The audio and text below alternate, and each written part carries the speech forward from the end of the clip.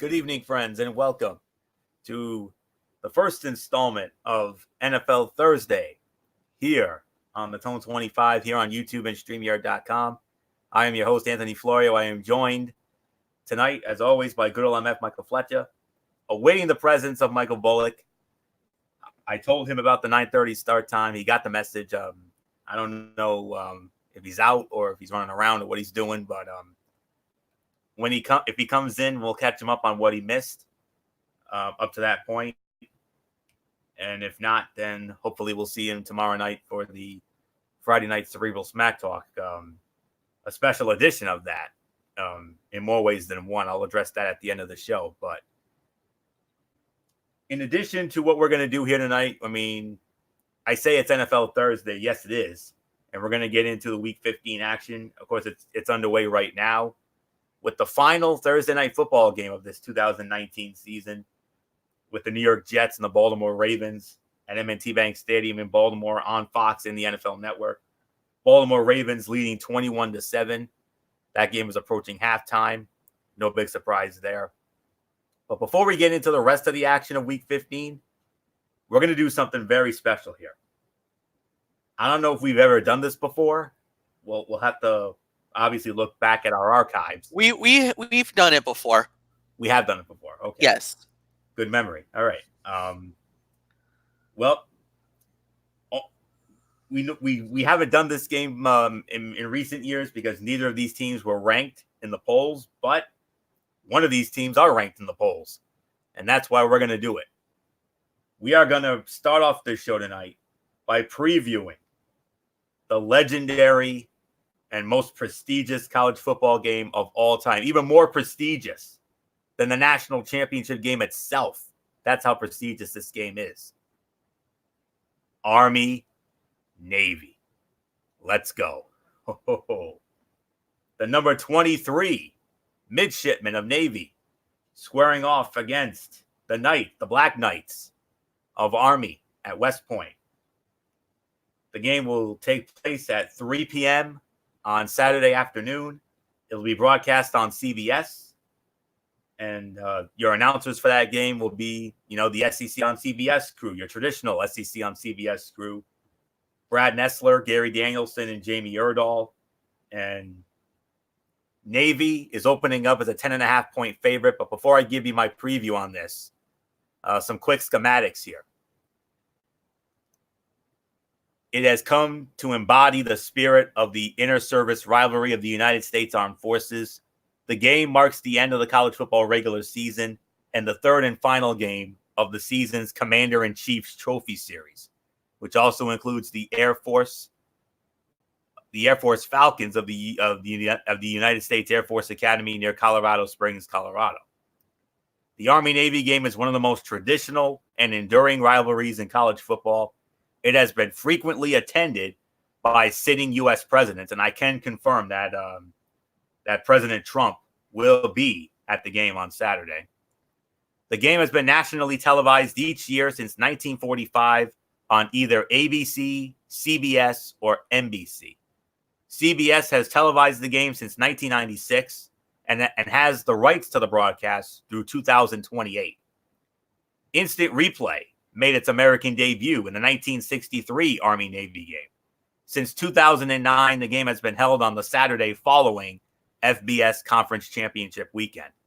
The game has been held in multiple locations, but outside the 1926 game in Chicago and the 1983 game in Pasadena, California, it has been played in the Northeast megalopolis, most frequently in Philadelphia, Pennsylvania, followed by the New York area and the Baltimore, Washington area.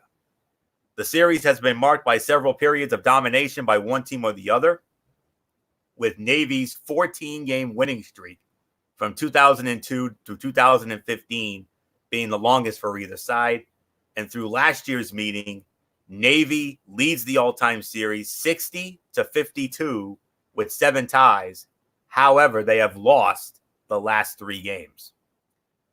Largest margin of victory was in the 1973 game when Navy put a 51-0 beatdown on Army. So that's all there is to say. Navy has the longest winning streak with the 14, and Army has won the last 3 meetings. So those are the quick schematics for that. So let's get down to the business here. One of America's greatest rivalries will officially bring college football's regular season to a close on Saturday in Philadelphia when Army meets Navy for the 120th time. Having won the last 3 meetings, Army seniors are determined to graduate without ever losing a game to Navy, a feat not accomplished by an Army class since 1996. But after a few seasons trending in the wrong direction, the midshipmen have returned to their winning ways on the field and are preparing for a trip to the Liberty Bowl, where they will score off against Kansas State. Both teams will be entering the game in style as well. Army is wearing a specialty uniform honoring one division for the 3rd straight year, this time modeling their uniform after the 1st Cavalry Division.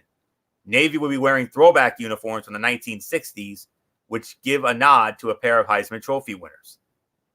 Can Navy snap their losing streak to Army and once again sing their alma mater second in one of college football's richest traditions? Well, let's find out. When Army has the ball, Army's option offense is led by senior quarterback Kelvin Hopkins Jr. and senior running back Connor Slomka. The two have combined for more than 1,300 rushing yards and 15 touchdowns. Sandon McCoy has been a significant contributor as well, especially close to the goal line with a team-high 10 rushing touchdowns to go with his 555 yards. Army has put up more than 500 yards of offense in each of its last 3 games, including at least 400 rushing yards in each. The Black Knights have also run at least 70 plays in the past 3 games, but that number figures to drop this week against Navy. Maximizing opportunities with the football will be key.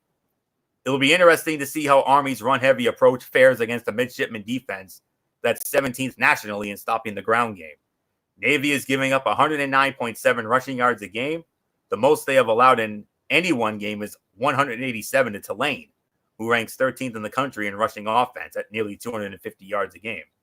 Contrast that to Army, second in the nation behind only Navy, at just north of 312 yards on the ground a game. The Black Knights have been held under 200 just 3 times this season. Not surprisingly, they lost all 3 games to Tulane, Western Kentucky, and Air Force, scoring a total of 54 points in those games. If Army can't get it going on the ground against Navy, it will be a long afternoon for the Black Knights. When Navy has the ball, Navy's Malcolm Perry has turned in a phenomenal season. The senior quarterback is 5th in the nation in rushing with 136 rushing yards a game, and he does it on 6.3 yards a carry in Navy's option offense. But Perry also brings the threat to throw the football this season with 1,027 yards and 6 touchdowns. Navy will still pick the right time to take to the air, but that could be a difference in the game this season. The passing game hurt Navy last season against Army with just 5 completions on 17 attempts and 2 interceptions thrown. Expect to see Jamel Carruthers involved as well after rushing for 188 yards and 5 touchdowns in Navy's last game against Houston. The midshipmen may be the best in the country at running the ball at nearly 361 yards a game, but the Black Knights have also been stout in stopping the run, 144 yards allowed compared to Navy. So even though Perry is more of a threat to throw the ball this time around, don't be surprised if the midshipmen try to give Army a dose of its own medicine. In last year's game, which the Black Knights won 17-10, they outrushed Navy 222 to 127. The midshipmen also looked to do a better job of holding onto the ball this time around, as 4 turnovers played a big part in last year's loss. As is typically the case each season, Army and Navy bring similar styles to the field. In the last few years, Army has had the more cohesive unit and a 3-game winning streak to show. But this year, Navy looks to hold the upper hand. Navy's rebound season is missing just one thing now, and that is a win against Army. With Malcolm Perry being the star of the game, the midshipmen will once again sing second. Navy wins. My final score, I got it a lot closer than the experts have it. 24-23, Navy beats Army in Philadelphia. I think it's gonna be a 5-star classic of a game. I got a feeling we're gonna get some Shakespearean drama, as has been the case in many of these past Army Navy games. So there's nothing left to say. I'm gonna bring in the voice of this game, the man who calls this game, along with Eric Carrier. They've been doing it for the last several years, and I know this year will be no exception. MF, Michael Fletcher, this is the one game where MF trades the analyst hat for the play-by-play hat that made him such a household name for so many years. So MF, you and Eric Carrier, I know you guys are ready to go. Megan Silva as well. I mean, just what else is there to say about this game that I haven't already said? It is the pageantry, the legacy, and just to get in there before the game even gets started. It's called America's Game, and it is truly America's Game. For the 3.5 hours, the 4 hours that I get to do the job, for me and for some of the other people, it's just another football game. Don't tell that to Army or Navy. This means everything to them. A win is bragging rights for the next year or so. And trust me, you want magnitude, you want a moment, you want everything. It all comes down to that one game, that one battle, that one war. And, it's a great game. And to hear your alma mater second is the ultimate dream for either team. Now, like I said, normally any other year, you go with the hot hand. Navy is by far the better team, top to bottom. No doubts, Navy is probably going to win. But Navy was good last year, and Army took them out. Navy was good a couple of years ago. Army took them out. So, trust me, Army is very focused, and even though their record doesn't really reflect it, trust me, they could have been the worst team in college football. And on one Saturday, they can turn it around and save their entire season. That could happen on Saturday in Philly because of the fact that, like you said, that option play, the triple option, and Eric knows a lot more intel than I do because he is an Army grad. He represents the Army. So it's great to have him on along with me for this game because of the fact that I got an Army mind to work with me. And that's why I would love to have a Navy guy with me, but I don't know many Naval Academy guys. To have a Navy, a midshipman, a Navy guy with me, it makes my job even more easier than it does. So for me, this is without a doubt one of the best exciting moments that I'm going to have in my career. Just to do the game, as always, is always a thrill and an honor to do. And I'm excited. I'm always excited for this game. Other than the college football playoff, other than the Ohio State, Michigan, this is the one on the calendar that I always get excited. It doesn't matter where it is. Philly, Baltimore, DC. I've always had a good time doing this game, and I can't wait to do it again. So, yeah, it's going to be a great game, and there's nothing more to say. So, yeah, Anthony, I give it to you. I'm with you as well. I think Navy wins it. I was about to ask who you got, but you got to it. So yes, it's going to be a lot of fun. I can't wait to watch it. So that's all there is to say on that. And all I can say is I hope the field will be in good condition because I heard it's supposed to rain. I hear it's supposed to be a rainy Army Navy game according to the weather reports. So if that's the case, and I hope it's not too bad of a rain. But then again, I know how much MF loves those rainy games because where there's rain, there's almost always mud and slop, and you know how much MF loves those mud and slop games, whereas I love the snow games. But we'll have to wait and see. So keep an eye on that. All right. Now let's get into week 15 of the NFL schedule here. It's underway right now with the Jets and the Ravens, and it's all Ravens in that one. That's not a big surprise. Ravens were, I believe they were like 13.5 or 14.5 point favorites going into this game. So it's not a big surprise at all. And Lamar Jackson, doing what he does best. And that's all there is to say on that. So we're going to get into the rest of the slate here, and we'll keep an eye out on the Jets-Ravens game. If anything significant happens, we'll let you know. So let's get into it now. We're going to start it off with a matchup featuring the Seattle Seahawks squaring off against the Carolina Panthers. This game will be at Bank of America Stadium in Charlotte, North Carolina. And this will be over on Fox. And on the call for that game will be Kenny Albert with Rondé Barber and Lindsay Czarniak, formerly of ESPN. You remember her. And just waiting for my spreadsheet to come up here. I do believe Seattle is the favorite in this one. So we'll get into that in just a moment. But let's get into the series history between these two. They do have a little bit of some history here, dating back to the old days. And I remember a couple of playoff games these two teams had, and here we are.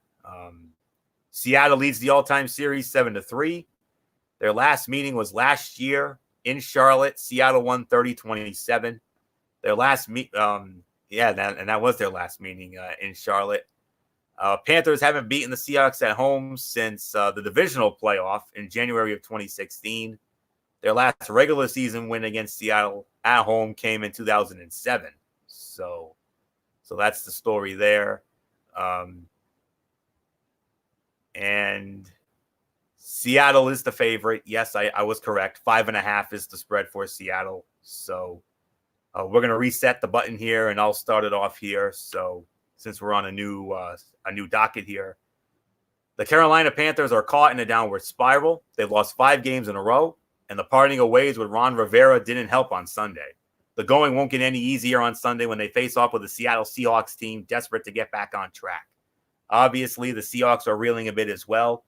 They're coming off an ugly loss to the Los Angeles Rams, during which they failed to muster a single offensive touchdown.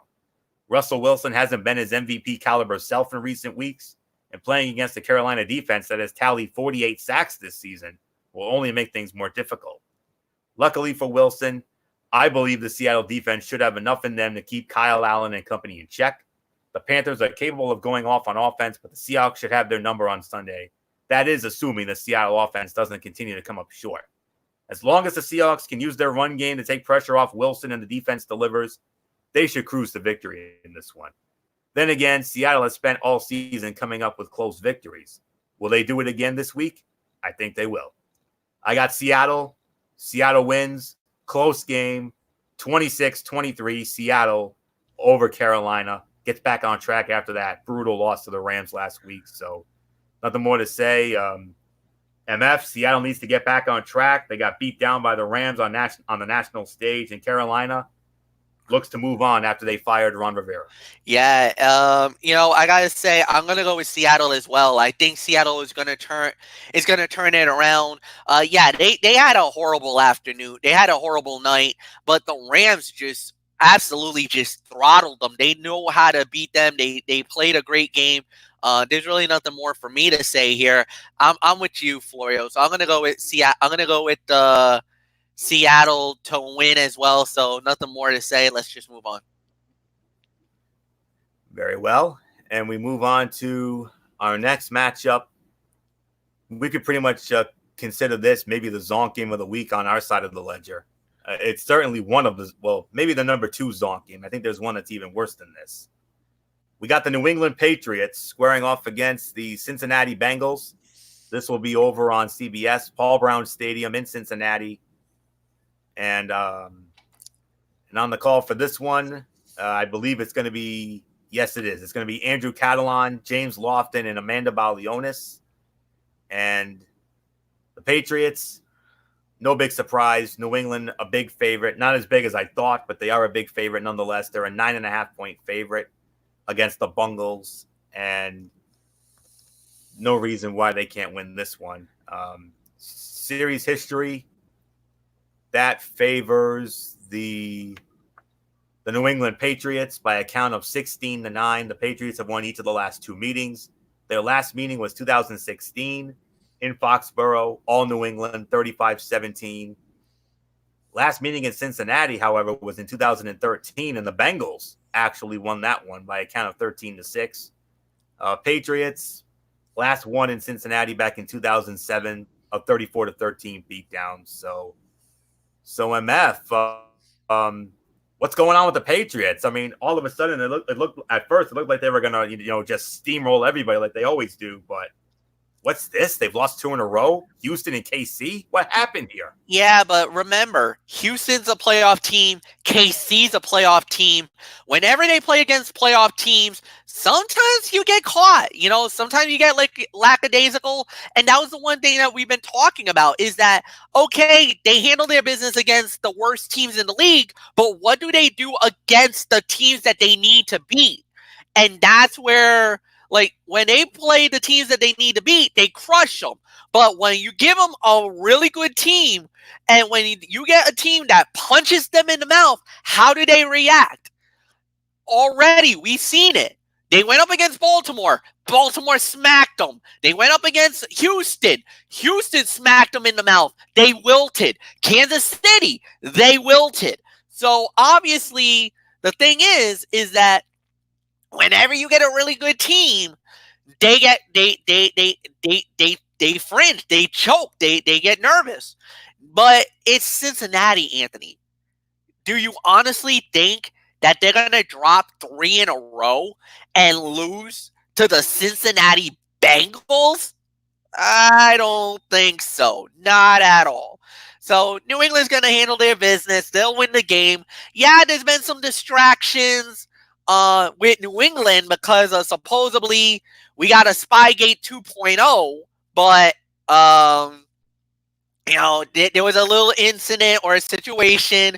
I guess it had to do with videotape or something like that. And once again, the New England Patriots are in the center of it, but I don't think it was much to do about nothing. I don't think it was as blatant or as ridiculous as it's being made. This time around, I'm giving the Patriots the benefit of the doubt here, which, you know me, I never do. But I think the Patriots will handle their business. They should win this game. I would be concerned if the offense starts struggling or starts petering like they've been the last couple of games. If they start doing that, that could be bad. But at the end of the day, yeah, nothing more to say. I got the Patriots winning pretty comfortably. Floyo, go. The New England Patriots need to get their act together in a hurry. Following 2 straight losses and rumors emerging of Tom Brady's possible departure, things aren't looking good for the club that once seemed like a lock for at least the AFC Championship game. The luck of the draw was in their favor this week, though. While no lock at this point in the season, a matchup with the Cincinnati Bengals should prove fruitful. It won't be a cakewalk, but the Patriots should be able to notch a win against arguably the worst team in football in 2019. It'll be up to Tom Brady and Bill Belichick to get something going on offense. The quote-unquote GOAT hasn't been himself this season, and it's hurt the Patriots' ability to keep up on the scoreboard. Whether that's getting the running game going or finding ways to create easier throws for Brady, the game plan must be set accordingly, even against one of the worst pass defenses in the NFL. Slowing Andy Dalton shouldn't be too difficult for one of the league's top defenses. With that said, New England can't go into this one assuming they've got this one in the bag. This has trap game written all over it, so the Patriots better come prepared. And don't look past them, what will obviously be one of the big games of Week 16 when they square off against my Buffalo Bills as part of that big Saturday triple header next week. So don't get caught. I don't think it's going to be I'm going to say this is going to be closer than people think. So I don't know why, but of course I've got New England winning, but it's not going to be, the big rout like everybody thinks it is. But then again, it probably will be, we'll see. But I got New England winning 23-21. So really nothing more to say on that. Let's move on to our next matchup, which features the Tampa Bay Buccaneers squaring off against the Detroit Lions from Ford Field in Detroit. This game will be over on Fox, and on that call will be the legendary Dick Stockton with Mark Schlereth and Jennifer Hale. And we have Tampa Bay opening up as a 3.5-point favorite. Detroit leads the all-time series 31-26, dating back to their old rivalry in the old NFC Central. They last met 2 years ago in Tampa. Detroit won 24-21. Last meeting in Detroit was 2014. Lions also won that one 34-17. The Bucs last won in Detroit and overall against the Lions in 2013, a 24-21 win. So that's that. So on to this game. If there's one player in this league who you never know what you're going to get from on any given play, it's Jameis Winston. In the Buccaneers Week 14 win, he scored 5 touchdowns, threw 3 interceptions, and helped his team squeak out the victory. Against the Detroit Lions, it wouldn't surprise me to see more of the same. Winston is clearly a talented passer, but can't seem to get it together in terms of making smart, low-risk throws. It's not just an option for him. That's why he currently leads the league in interceptions with 23, 7 ahead of the next man on the list. As crazy as it seems, that may still be enough to get the W against the Lions. They've been a mess for most of the season, evidenced by their record and current 6-game losing streak. Matthew Stafford falling to injury didn't help, but Detroit has still been a dumpster fire. The offense isn't running well behind a third-string quarterback, and the defense is just waiting for it to be January. Apart from Winston's endless turnovers, the Buccaneers have actually looked good as of late. Although they are officially eliminated from playoff contention, they've won 4 of their last 5. It's hurting their draft positioning, but why not add another win? Good for morale and job security there. So I'm going with the Tampa Bay Buccaneers to win this one. Close game. I will say 32-24. Tampa Bay beats Detroit at Ford Field. So nothing more to say. MF, your thoughts on the Bucs and the Lions? Yeah, no, I agree with that. I think Tampa Bay, but the thing is, okay, Tampa's weird. They are. When they play, it's Jameis Winston. Someday he's like Dr. Jekyll, Mr. Hyde. You don't know what to think. One minute you love him, you're like, oh, he's a great quarterback. Second minute, you're like, oh my God, he sucks. What the bleep? So I don't know. I don't know what to say. I don't know what to think. Some moments he's incredible. Other moments he's lackadaisical. He doesn't really. I don't know. It's a weird situation. It's a weird vibe. It's a weird anything. When it comes to them, you never ever ever know what you're gonna see or what you're gonna expect or what you're gonna get. Some games he's wicked good. Other moments he stinks. You never know. You never know what to get from him. So I really got nothing more to say. This is one of those situations where you're just like, well, at the end of the day, we just got to wait and see how this plays out. But I'm going to go with Tampa to win the game. Anthony, I saw you kind of left for a moment, but welcome back. So, yeah, go. I haven't done anything else, so okay. Let's just move on. All right, very good. And now we're going to move on to one of our games of the week. Big game right here. This is the big early game. Each team one big early game, and this is Fox's big early game right here on their side of the ledger. Oh boy, it's a big one. It's the Chicago Bears and the Green Bay Packers from the frozen tundra of Lambeau Field. Oh. Green Bay opening up as a 4.5-point favorite. This game will be on Fox. Kevin Burkhardt, Charles Davis, Pam Oliver. They will have the call. And you remember, these two teams met opening night. Very first game of the season. At Soldier Field in Chicago. And it was the Green Bay Packers who came away with the win. A game that made Michael Fletcher very happy because it was a defensive battle. With Green Bay winning by a score of 10-3, much to my chagrin, but it is what it is. But anyways, add that win to Green Bay, and they now lead the all-time series, the oldest rivalry in the NFL. It's now 97-94 with 6 ties in favor of Green Bay. Green Bay winning in Chicago, obviously. The Packers have won the last 3 meetings at home against the Bears. You remember that was also an opening night last year, 24-23. We all remember Aaron Rodgers got hurt. We thought he was done, but he came back and had that inspirational comeback and that great game by Khalil Mack. We'll never forget it. Chicago last won at Lambeau in 2015. That was a 17-13 final. So major implications here. MF, Green Bay is in a great position. Chicago, though, they started good, but then they got into a little bit of a rut. But then lately, they've been winning big games, and now here we are. Huge NFC North implications in this one. Winners of 3 in a row, the Chicago Bears, and they're going into this Lambeau against a very good Green Bay team. You just kind of wonder what's the mindset, where's the makeup of everything going on. And at the end of the day, you kind of have to feel like this is going to be one of those games. So how's it going to play out? Well, we'll wait and see. But I got to go with Green Bay. I got to go with the hot hand. Green Bay's been playing great lately. I think Mitchell Trubisky is going to have a good game. I don't think he's going to be a liability like a lot of people have been saying lately. So I'm going to go with them to win it. And, nothing really more to say.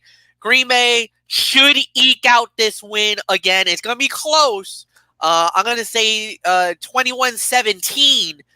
Green Bay knocks off Chicago and gets the season sweep. So, Florio, it's yours.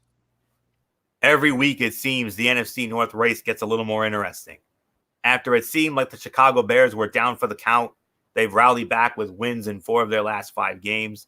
The W's will need to keep coming if they have any hope of tasting the postseason, though. Can they get it done against the Green Bay Packers? Absolutely. They've got the defensive They've got the defensive firepower to slow Aaron Rodgers and company, and Mitchell Trubisky is finally playing like a competent NFL quarterback. Will they? I'm thinking no. And yet they'll certainly put together a valiant effort on Sunday. The Chicago defense will do everything in its power to topple the division's top dog. Green Bay may even spend a good chunk of this game playing from behind. However, when you put the Packers offense up against the Bears, the two just aren't on the same level. Between Rodgers, Devontae Adams, and Aaron Jones, the Packers have the clear-cut edge.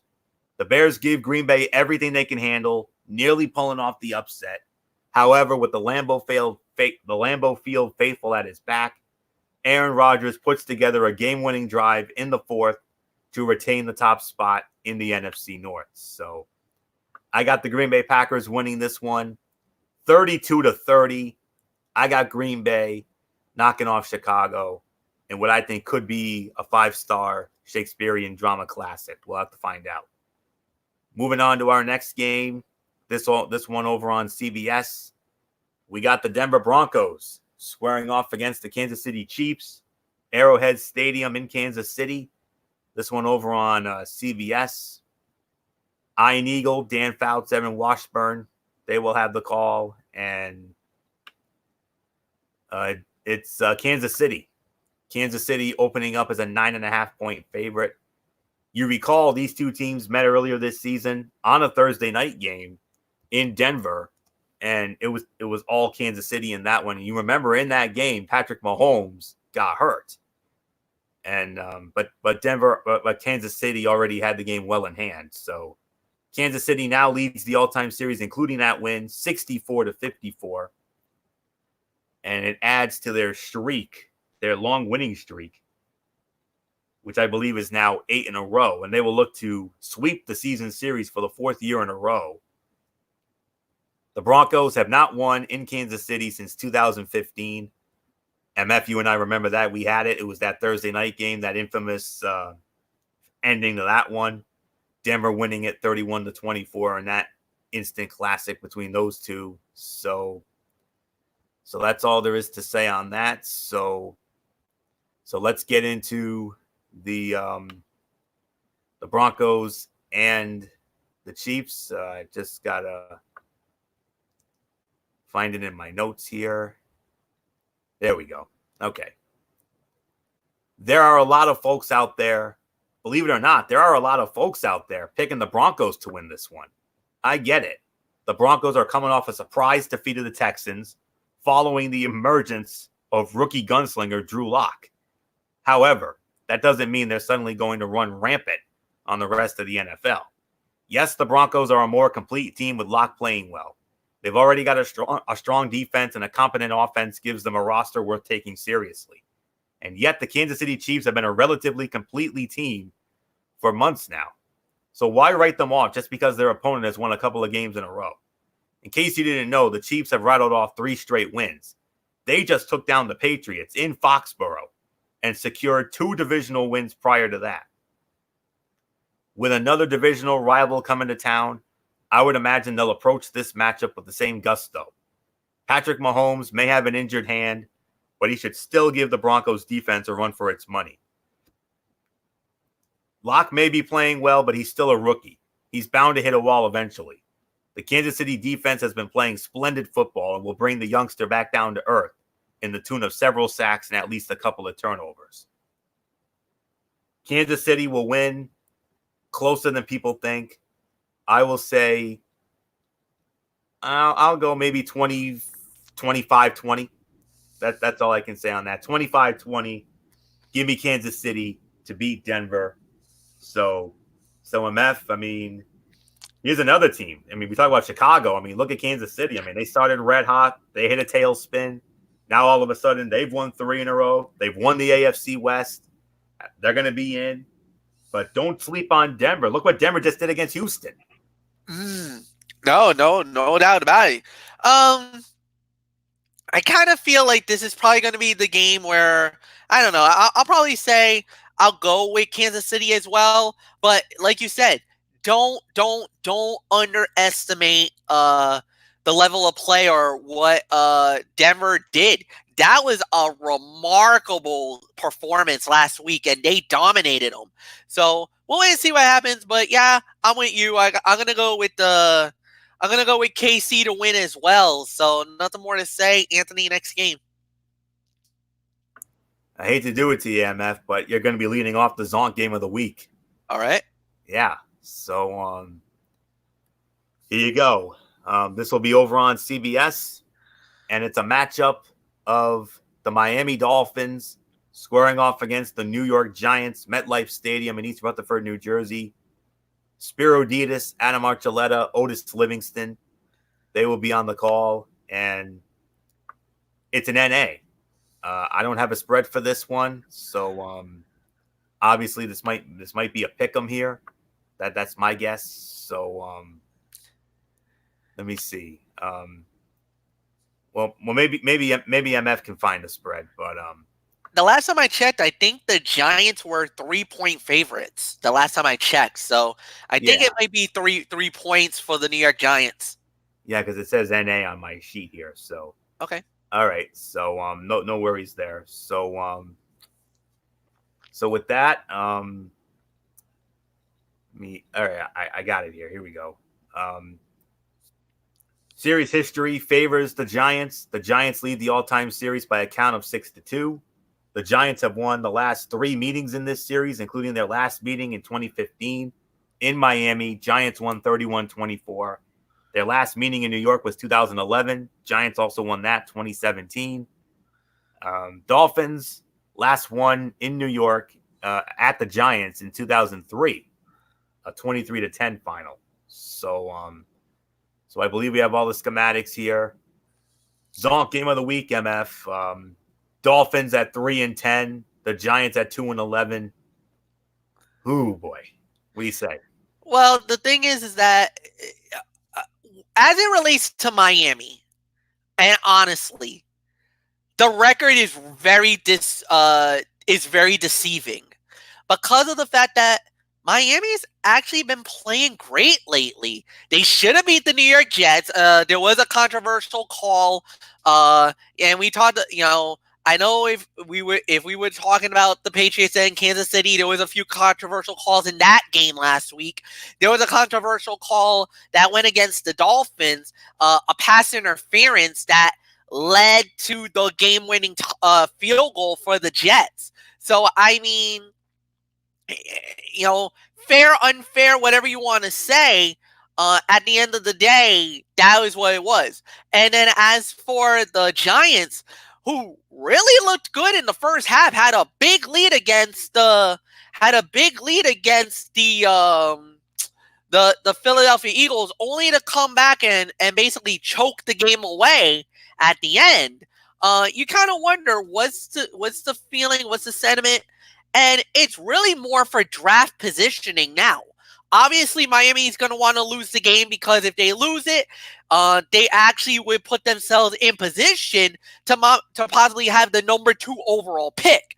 If the Giants lose, they could be gunning for the number 2 overall pick. And on top of that, you really want to lose the game for it's really more who wants to lose than anything else. So if anything, because of the way Miami's been playing lately, I kind of have a feeling like maybe the Dolphins win here, which in hindsight, probably not the best thing to do. So I'm going to go with Miami to upset the Giants. And a lot of people actually do picking Dolphins to win this game as well, from what I've heard. So we'll wait and see what happens. Nothing more to say. Florio, it's yours. Interesting to hear. The New York Giants may have lost their 8th game in a row on Monday night, but that doesn't mean they didn't look like a team capable of pulling off a win in the next 3 weeks. In fact, they could very well get it done against the similarly miserable Miami Dolphins this week. Eli Manning back under center gave the Giants a boost in Week 14, at least in the first half. Unfortunately, the offense as a whole stalled in the second half, allowing the Eagles to score 20 unanswered points and steal the victory. If Manning can continue to shake off the rust and allow Saquon Barkley to be better utilized, New York will be in a good place. It's not like they have to put together some ridiculous performance to get the win. The Dolphins have been downright awful for much of 2019, pulling off a few surprise wins while looking largely incompetent. Ryan Fitzpatrick has worked magic time and time again, and the Miami defense makes plays every once in a while. For the most part, though, the Dolphins are a pushover. Sorry, MF. Let's hope for the Giants' sake that's the case again this week. The Giants have enough talent to get the win, especially with a revitalized Manning at the helm. Looks like New York won't be enjoying as good of draft position as we expected, assuming this prediction comes true. So I'm going with the New York Giants. I disagree, respectfully. I got the Giants winning this one, 17-13. Give me the Giants over the Dolphins in what should be a game. So thank goodness we're not getting it. So that's all I can say there. Let's move on. The other big game. This is the big game on the CBS side, and MF. This is a game that I think we should consider. Talking about here. Major AFC South implications on the line in this one. The Houston Texans squaring off against the Tennessee Titans. First place in the AFC South. Sole possession of that to the winner, and they control their own destiny. And these two teams will meet again in 2 weeks. Believe it or not, this is the first of the 2 meetings between these two. They're going to meet 2 of the next 3 weeks. Tennessee this week, and then in Houston in 2 weeks. So get ready. Nissan Stadium, Nashville. And on the call for this one, believe it or not, hello, friends. Jim Nantz, Tony Romo, Tracy Wolfson. And it is Tennessee opening up as a 2.5-point favorite. Tennessee leads the all-time series 17-16. And the Titans have won each of the last 3 meetings in a row at home against Houston. Houston has not won in Nashville since 2015, a 34-6 beatdown. So major stakes in this one. AFC South division lead to the winner. And whoever wins basically controls their own destiny in the South. It's Derrick Henry's world, and we're just living in it. At least that appears to be the situation, considering how dominant the Tennessee Titans running game, or running back rather, has been over the last month or so. Oh, and the emergence of Ryan Tannehill has helped as well. The more important piece, though, is Henry's effectiveness on the ground. He's broken the 100-yard mark in 5 of his last 6 games, and is leading the league in rushing yards since the beginning of November. What's worse is the Houston Texans haven't been great at slowing the run in recent weeks, which could prove costly this week. Right now, everything seems to be going in the Titans' favor. They've rattled off 4 straight wins and have asserted themselves as true contenders for the AFC South crown. Tannehill has been a revelation since taking over from Marcus Mariota, and the Tennessee defense is doing just enough to keep the wins coming. It's time for someone to take command of this division, and the Titans appear to be in position to do exactly that. A win against the Texans, currently in first place, will give the edge as we come down the final stretch. Deshaun Watson will do his best to avoid a second straight loss, but his efforts won't be enough, just like they weren't against the Denver Broncos. I'm going with the Tennessee Titans to win this game. My final score, 27-24. I am going with Tennessee to keep their winning ways going, and they will control their own destiny in the AFC South. So there's nothing more to say. MF, this is one of two games that I am thinking about for us. Huge South implication. I mean, whoever wins controls their own destiny in the South. Absolutely, no doubt about it. I totally agree, and I think it will. I'm gonna say the same thing. I'm gonna go with Tennessee to win it as well. You basically gave all the reasons why, so I got nothing more to say. And Florio, let's move on. Okay. Moving on. I think we have one early game left. Let me just double check on that. Yes. One early game remaining. And it's a matchup of the Philadelphia Eagles squaring off against the Washington Redskins. This will be at FedEx Field in Landover, Maryland. This will be over on Fox with Tom Brenneman, Chris Spielman, and Shannon Spake. And the Eagles are opening up as 5.5-point favorites. They met earlier this season. I am trying to find out who won. MF, do you remember who won the other meeting? I think it was Philly, wasn't it? Philly won. Right. Yeah, Philly won that easily. That's right.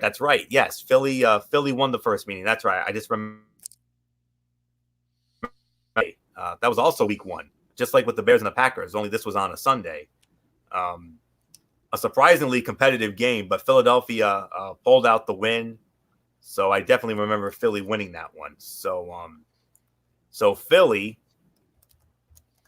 now leads. I believe they lead the series, and with that win, it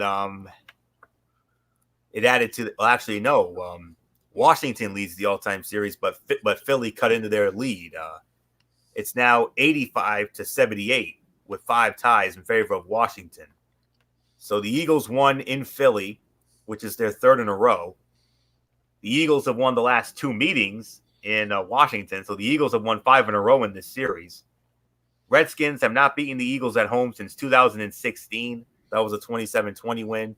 Eagles won there last year, 24-0 easy win. So, all right, MF. The Redskins, they're dud. They're dud. All that the dud skins. Let's not kid ourselves. But the Eagles, how come they should have had no trouble with the Giants whatsoever, but yet they almost let that one get away. I mean, and they have to keep pace because this NFC East, this Buck and Aikman division, it's terrible. Yeah. Basically, if Philly wins out, they win the division. That's basically what it is. And yeah, like you said, it was bad. It's been horrible, no doubt about it. I got no arguments here. I think Philly will win the game. They should turn it around. They'll get the job done. They'll win this one pretty comfortably, no doubt. And then we go from there. So no, I got Philly winning. So Florio, it's yours. All right.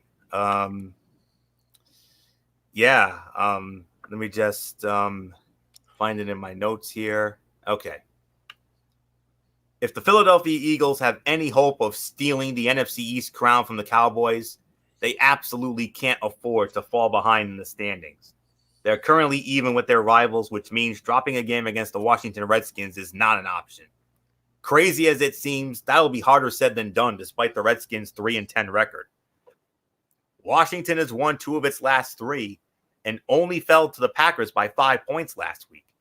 The return of Darius Geis has given them a huge boost, and Dwayne Haskins has also gotten noticeably better down the stretch. As long as the Eagles don't take them lightly, though the Redskins shouldn't too tall a task. Carson Wentz has stepped up as of late and even shows glimpses of what made him an MVP candidate not too long ago, especially if Philadelphia can get another performance like the one they got from Boston Scott against the Giants. the Eagles offense should find the end zone often. This one is do or die for Philly, and the Redskins would love to play spoiler now that they're officially out of the race. With that being said, anything is possible in this one. I'm giving the Eagles the edge on Sunday, but this really could go either way. Closer than people think. Philly pulls it out. I will say 27-24. Philly wins. So nothing more to say. Let's now get into the late games now. A couple of flex scheduling spots here, but we'll get into that in just a moment. First late game we're going to get into 4:05. First of 3 4:05 games for CBS. It's going to feature the Cleveland Browns squaring off against the Arizona Cardinals. This will be at State Farm Stadium in Arizona, formerly the University of Phoenix Stadium. And this will be over on CBS. And on the call for that one will be Tom McCarthy and Jay Feely. The spread favors Cleveland by 2.5. And Cleveland leads the all-time series 33-14 with 3 ties. Their last meeting was 2015 in Cleveland. Arizona won it 34-20. Arizona's won the last 3 meetings in this series. The Browns last beat the Cardinals in 2003. That was a 44-6 beatdown in Cleveland. They have not won in Arizona since 1988. 1988, the last time Cleveland went into Arizona. That was back when they were the Phoenix Cardinals in 1988. 29-21 was the final there. So that's the history. So I believe I start this one off. So let me just find it in my notes here. All right, I think I have it here. All right, here we go. Somehow the Cleveland Browns are still clinging to postseason dreams. Their grip is about as flimsy as can be. And one final loss should bring an end to what has been an exceptionally underwhelming campaign. The Arizona Cardinals could deliver the final blow. Yes, the Cardinals have been even more underwhelming this year, and yet they didn't come into the season with nearly as high of expectations. Despite their 6-game losing streak, they've been relatively competitive in most of those outings. Even last week, they rode a 17-point fourth quarter to nearly upset the Pittsburgh Steelers. Let's just be honest, the Browns aren't that good. Baker Mayfield isn't living up to the hype or taking advantage of the talent around him. The Cleveland defense has also sorely disappointed, and it's cost them winnable games this year. And that could happen again this week. They could drop this must-win game against the Cardinals. Kyler Murray, I think, will deliver. I think he'll throw several touchdowns while also hurting the Browns with his feet. Larry Fitzgerald has an outstanding game. And the Cardinal defense, I could see them racking up at least 4 sacks. It's still a close call. But my gut is telling me to go with Cleveland, but my heart is telling me to go with Arizona to break their losing streak and play spoiler. But I think Cleveland is just too good. So I'll give Cleveland the benefit of the doubt at least one more time. They have really let me down this year. I had this team winning the AFC North, and oh boy, have they let me down this year. I'm going to give you guys one more chance, and if you let me down, I really don't know what else to make of it. So I'm going to take a chance. I'm going to go with Cleveland. Reluctantly, this is not I'm so confident pick. No, I'm going with Cleveland reluctantly, 35-27. MF, your thoughts? Yeah, same thing. I'm going with Cleveland, but I'm just going because I'm pinching this with a grain of salt. Nothing really more to say. They've been one of the most overrated teams in the NFL this year. Overrated. A lot of people really bought into the hype thinking that they were going to be really good, and they have not been good at all. So nothing more to say. Anthony, let's just move on. Next game. All right. Next game on our side when it comes to the late matchups. This was originally scheduled to be the Sunday Night Football game in Week 15, but they've obviously changed it, and they flexed it, and for good reason. we have the Minnesota Vikings squaring off against the Los Angeles Chargers at the StubHub Center in Carson City, California. And this will be now on CBS at 4:05. A cross-flex game in every sense. Kevin Harlan, Rich Gannon, John Schriffen, they will have it. Minnesota favored. Minnesota opening up as a 2.5-point favorite. And series history between these two, it's actually tied. This series is tied at 6-6. 6-6 is the tie. Minnesota won the last meeting in 2015 in Minnesota. Minnesota won it 31-14. Last meeting at the Chargers was 2011 at the old Murph, where the Chargers won 24-17. The Vikings have not won at the Chargers since they were the San Diego Chargers. You got to go all the way back to 1981. That's the last time Minnesota won at the Chargers. That was a 33-31 final. So, MF, this game originally scheduled to be Sunday Night Football, but because of the dismal nature of the Chargers, they obviously flexed it, and I think they got this one right. No doubt about it. Right decision to make. And at the end of the day, I got to go with Minnesota. I think Minnesota still has something to fight for. They still believe. So I think Minnesota is going to win the game. So there's really nothing more to say. I got the Vikings winning. So Anthony, go. Yep. So let me once again find this. Okay, here we go. Speaking of the NFC North, the Minnesota Vikings are squarely in the hunt as well. With a rematch with the Packers looming large next week, they can't afford to fall more than a game behind as we make our way through the final few weekends of the 2019 regular season. A matchup with the Los Angeles Chargers, while one worth taking seriously, shouldn't be too dangerous for the Vikings. Sure, they're coming off a 45-10 blowout of the Jacksonville Jaguars. The Chargers are. But they've been one of the league's most erratic clubs this year. Phillip Rivers is falling victim to age. The defense is inconsistent at best. And the team as a whole seems to crumble in crunch time. Still, the Vikings need to come prepared on Sunday, especially on the road, where all 4 of their losses have come this season. Thankfully, it won't exactly be a hostile crowd. In fact, there may even be more Viking fans than Charger fans. Kirk Cousins and Dalvin Cook should do their part, putting up at least a couple of touchdowns to keep things competitive. What will really matter is the talents of Everson Griffin and Danielle Hunter, who will need to make Rivers uncomfortable all game long. If they do that, Minnesota is nearly guaranteed a win this week. So I'm going with the Minnesota Vikings to win this one. My final score, I'm going to go 24-14. Minnesota goes into StubHub and beats the Chargers. So moving on to our final 4:05 game on CBS. It's a matchup of the Jacksonville Jaguars squaring off against the Oakland Raiders at the Oakland Alameda County Coliseum in Oakland. Greg Gumbel, Trent Green, Melanie Collins on the call. Raiders opening up as 6.5-point favorites. No surprise there. The series history, it favors, well, actually, this is another tie. We got a 4-4 tie in this one. Their last meeting was 2016 in Jacksonville. Raiders won 33-16. Raiders have won the last 3 meetings in a row in this series, including the last one in Oakland in 2013. That was a 19-9 final. Jacksonville has not won in Oakland since 2004. That was a 13-6 final in Oakland. I remember that day very well.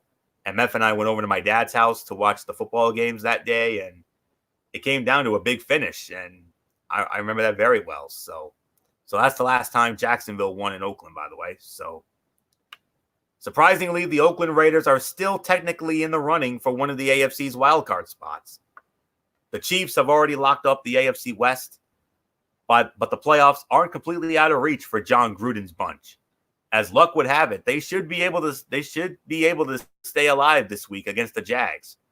As I already mentioned, Jacksonville is coming off a 45-10 beatdown at the hands of the Chargers last week. Even with Gardner Minshew under center, the Jaguars struggled to get anything going on offense and were victimized on defense by Phillip Rivers and Austin Eckler. It wasn't a pretty sight to behold. Even while riding a 3-game losing streak, the Raiders should be able to capitalize on that type of inferior opposition. Derek Carr just needs to get his act together and play like the quality quarterback we know he's capable of being. The return of Josh Jacobs will also help, although it's unclear what the odds of that happening are right now. Either way, the Raiders should be able to walk away victorious. This will be their final home game in Oakland before they move to Las Vegas, and they'll be looking to leave fans hanging on a positive note. Gruden gets the win, and the Raiders stay relevant for at least one more week. So I'm going with the Raiders to pull this one out, 21-16. Oakland pulls it out over Jacksonville. Nothing more to say. MF, Raiders' final game in Oakland before they go to Vegas. Agreed, and I'm gonna go with the Raiders as well. I just feel like they want to go out in the right way. They're gonna want to go out to honor the fans who stuck by them for a number of years. So yeah, I agree with that. I'm gonna go with the Raiders as well. So nothing more to say for you. Next game. And now we go to the 2-4-25 games over on Fox, and the next one is America's Game of the Week on Fox. Big game here. Big NFC playoff implications in this one. A rematch of last year's NFC divisional playoffs. The Los Angeles Rams squaring off against the Dallas Cowboys at AT&T Stadium in Arlington, Texas. Jerry World, as you know. America's Game of the Week on Fox. You know what that means.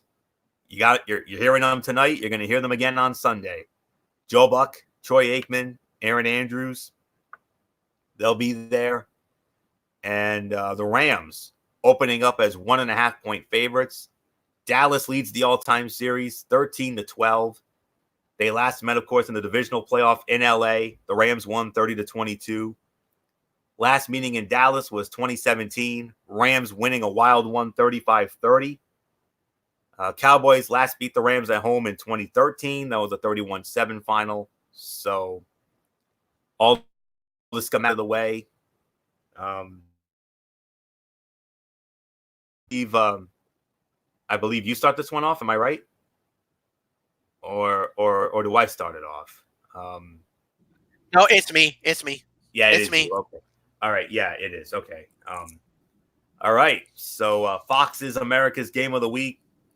The Rams and the Cowboys divisional playoff from last year, the rematch here. Huge NFC playoff implications in this one, big time. No doubt about it. And the thing is, the Rams have been they looked so good last week, and they actually are playing a lot more better. Dallas is falling apart, and they're falling at the seams, and you kind of wonder, are they really going to make a big play out of this? What's going to happen? I got to go with the Rams. I don't know why. I think the Rams are the better team. So I might be wrong on this, but I'm going to call for the Rams to win. So, Anthony, I give it to you. Rams win. No, I completely understand. That's fair enough. Are the Los Angeles Rams back? It's unclear at this point, but they have looked good the last couple of weeks. In fact, we're starting to see glimpses of what got them to the Super Bowl last season, especially during their shellacking of the Seattle Seahawks last Sunday night. Meanwhile, the Dallas Cowboys are going backwards. Despite still holding the division lead, have I mentioned how bad the NFC East is this year? They've been dismal over the second half of the season. Dak Prescott and Ezekiel Elliott are racking up the yards, but the touchdowns aren't coming enough, or are not coming often enough to make up for the lackluster effort the defense is giving. That's why I agree with MF, and I see the Rams extending their win streak to 3 on Sunday afternoon.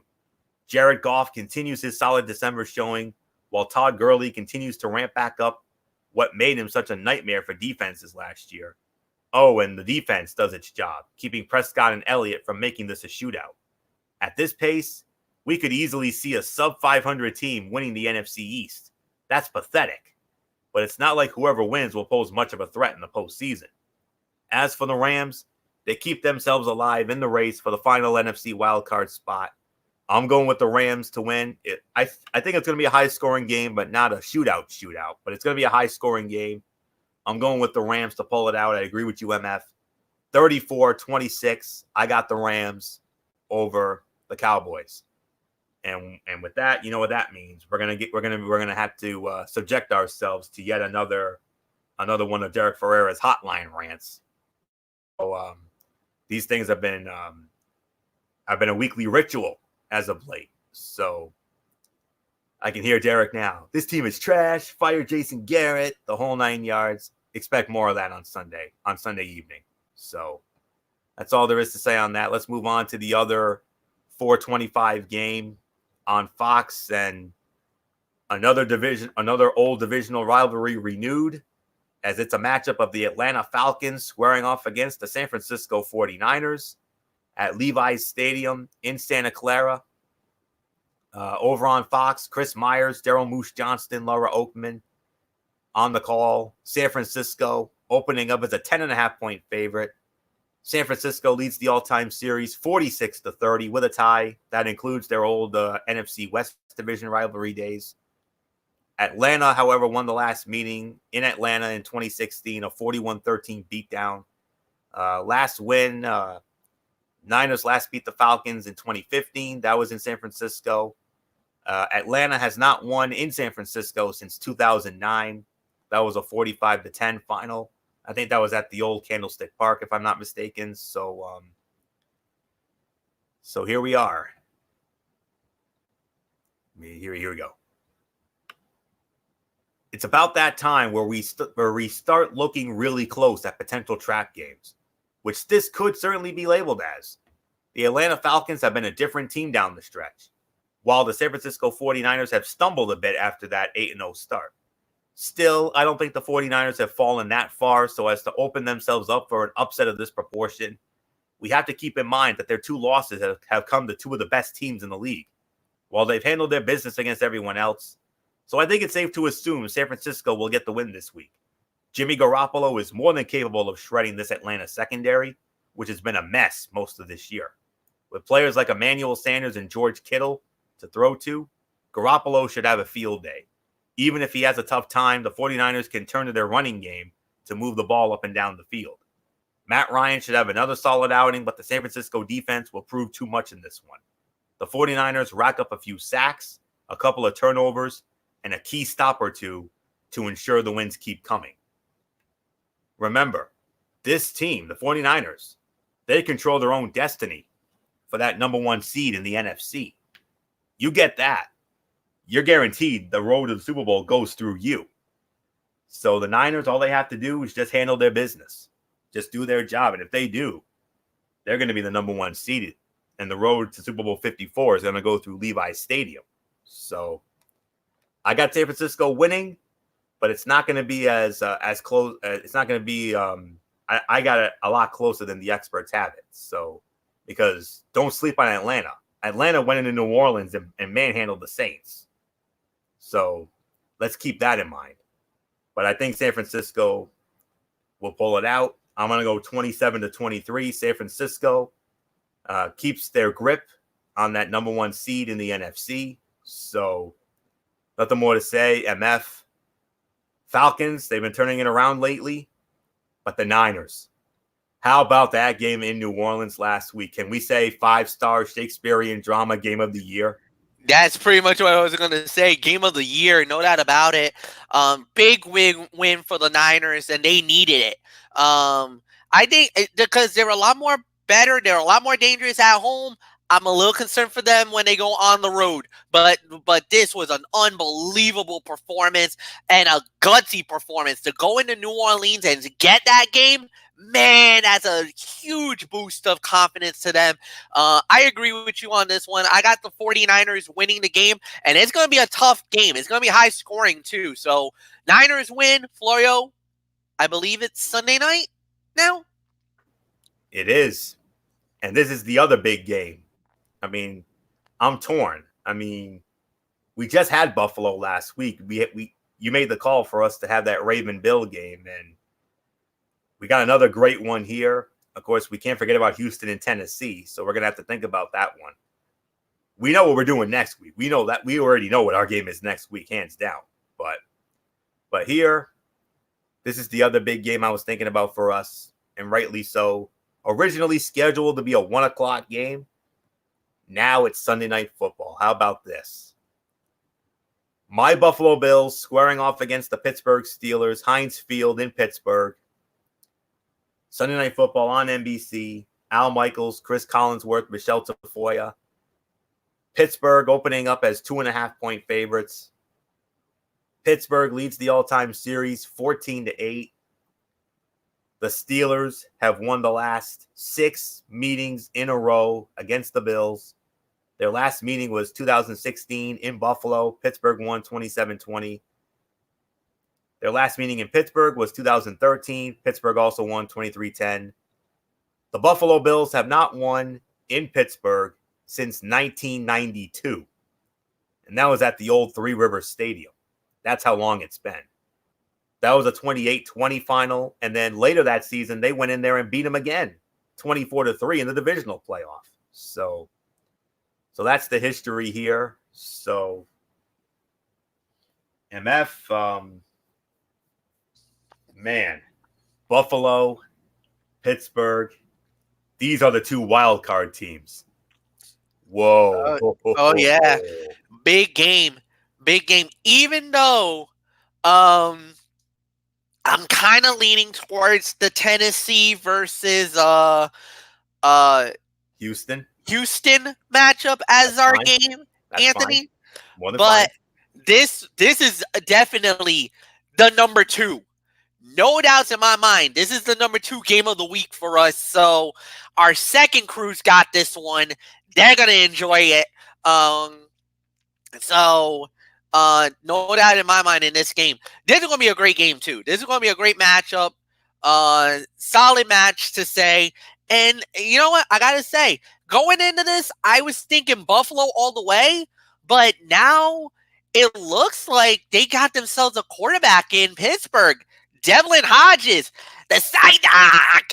Yeah, the duck. The duck is a guy on the loose lately, and he's been killing it for Pittsburgh, man. So, I mean, we'll wait and see what happens. This is going to be a good game. This is another heart versus head. My heart's saying Pittsburgh, but my head is saying Buffalo. My head's saying Buffalo because of the fact that Buffalo's been playing great in the last few weeks, and they need this game. If they want to win the AFC East, which, oh, by the way, they still got a legit shot of doing, obviously they got to beat Pittsburgh.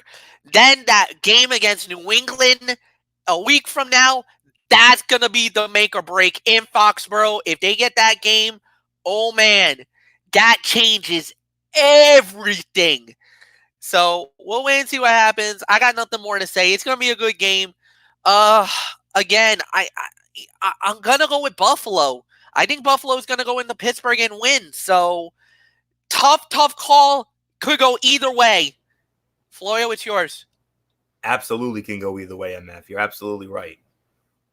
It's been an impressive run for the Steelers, who went from being counted out by nearly everyone to now holding a frail grip on a playoff spot. No one thought they'd be 8-5 after starting 1-4 with no Ben Roethlisberger. But Mike Tomlin is still the head coach. Furthermore, no one assumed Devlin Hodges could keep the wins coming. The third-string undrafted rookie quarterback hasn't been a star, but he's done just enough to keep the Steelers in position to win. In fact, it's actually been the Pittsburgh defense that has been the difference between already out of the running and in control of their own destiny. Unfortunately for the Steelers, a showdown with the Buffalo Bills should result in a major setback. It's interesting to look at both of these teams, which offer a similar approach.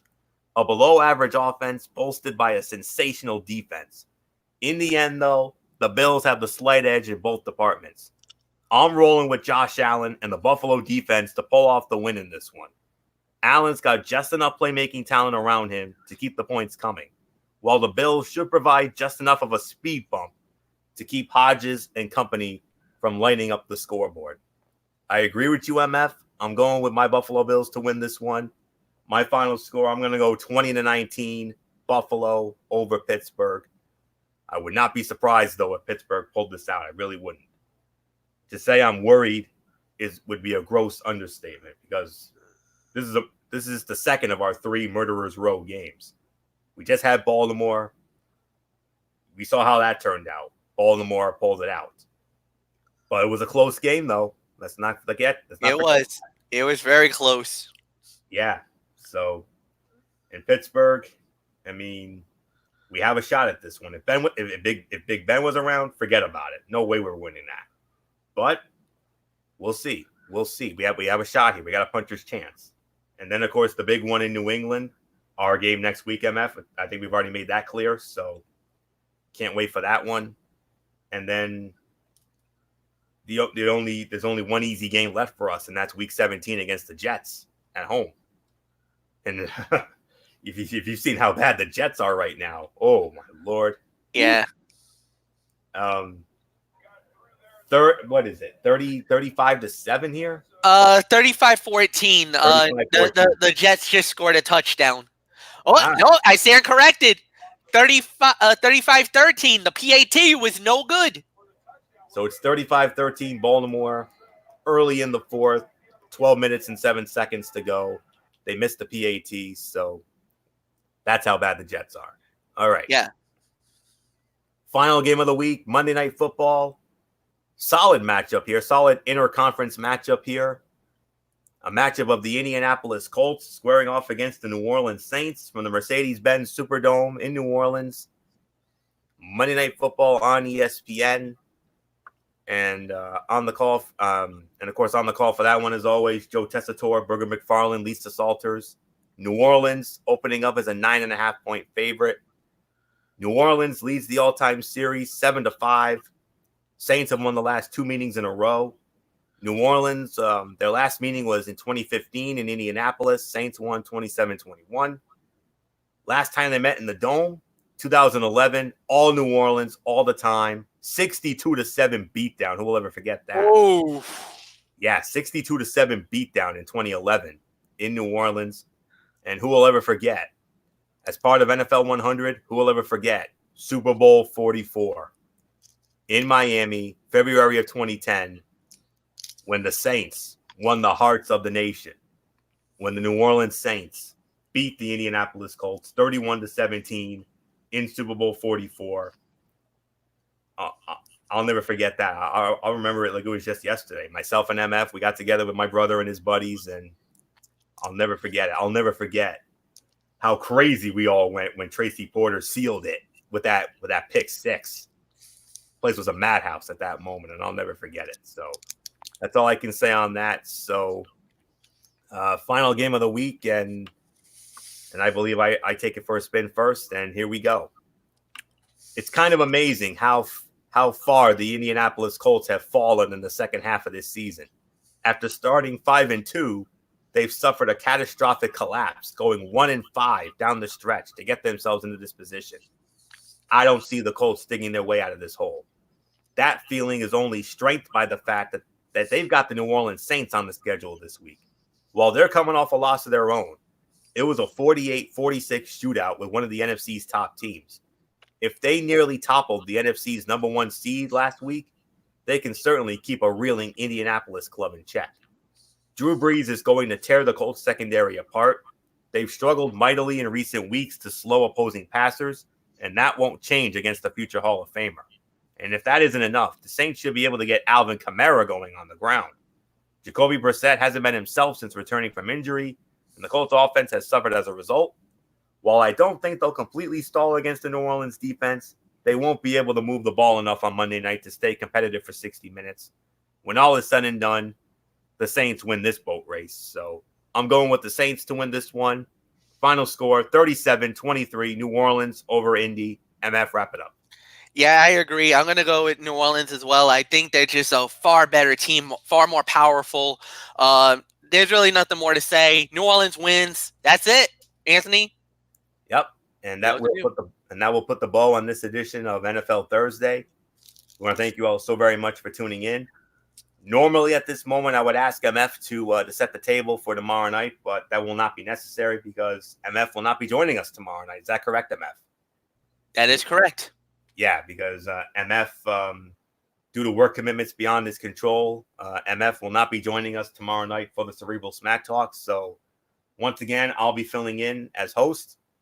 as we right back here tomorrow night, immediately following Friday Night SmackDown. Myself, Michael Bullock, Dede Woodson, we will review Friday Night SmackDown, and we will also preview the WWE Tables, Ladders, and Chairs pay-per-view that takes place on Sunday night. And then from there, Sunday night, hopefully MF will be ready to go, and he'll be ready for the recap show, as always, and then we'll go from there and start it afresh with Ridiculously Raw and all that. So that's it. So until tomorrow night for the next installment of Friday Night Cerebral Smack Talk, it is Anthony Florio here for good old MF Michael Fletcher, and in spirit, Michael Bullock, Dede Woodson, and always and forever, Derek Ferrera. You know the routine, everybody. Thumbs up. Talk to you later. Yeah, throw it up Fortune 4 style. Bye for now, my friends. God bless. Be good to each other. Have a blessed Friday.